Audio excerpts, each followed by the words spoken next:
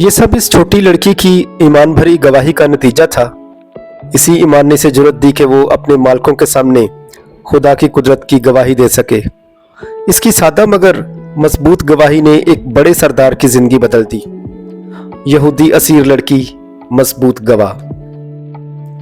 इस छोटी यहूदी लड़की का जिक्र हम दूसरे सलातीन 5 बाब में पढ़ते हैं, जब सुलेमान बादशाह के बेटे के ज़माने में सल्तनत 2 हिस्सों में तकसीम हो गई।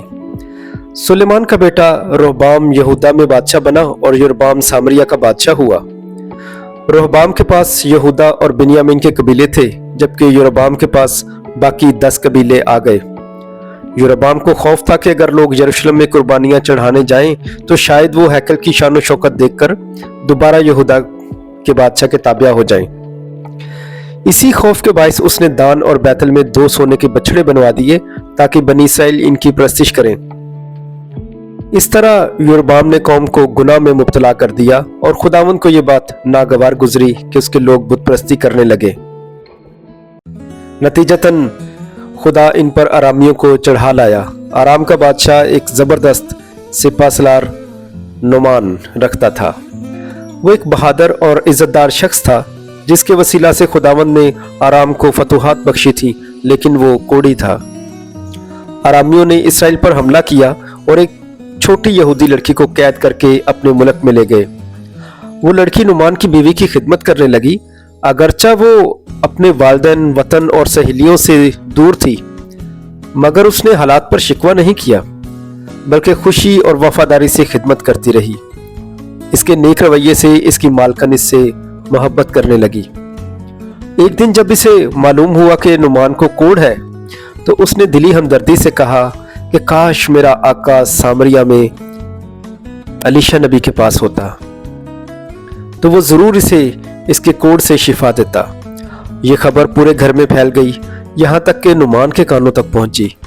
उसने ये बात बादशाह तक पहुंचाई और बादशाह ने इसे इसराइल जाने की इजाज़त दे दी और साथ ही इसराइल के बादशाह के नाम एक ख़त भी लिखा, जिसका मजमून ये था कि मेरे बंदे नुमान को उसके कोढ़ से शिफा दो। नुमान अलीशा नबी के पास गया और खुदा के कलाम के मुताबिक शिफा पाई। ये सब इस छोटी लड़की की ईमान भरी गवाही का नतीजा था।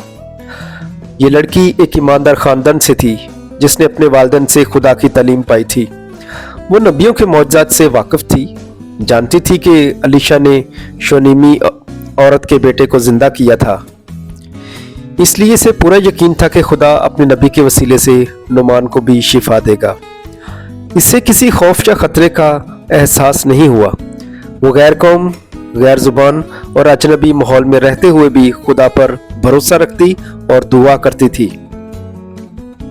इसी ईमान ने इसे जुर्रत दी कि वो अपने मालिकों के सामने खुदा की कुदरत की गवाही दे सके। ये लड़की इन लोगों की खिदमत कर रही थी जो बुत परस्त थे, मगर उसने ईमान और सच्चाई से इनके सामने खुदा का नाम बुलंद किया।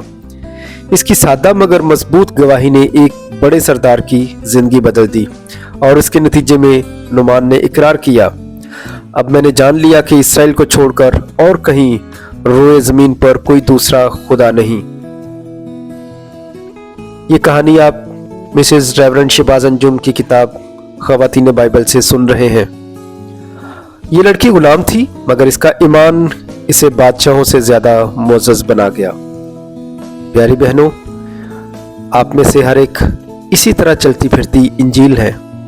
अपने रहन सहन, गुफ्तगू शनीद, मेल जोल, तहरीरों और गीतों के जरिए खुदा की गवाही देते रहें। इसी यहूदी लड़की ने अपनी खिदमत, ईमान और गवाही के जरिए एक ऐसी मिसाल कायम की जो आज तक हमें ये सिखाती है कि अगर हम खुदा की मर्जी के मुताबिक जिंदगी गुजारें तो हमारी छोटी सी वफादारी भी बड़ी तब्दीली ला सकती है।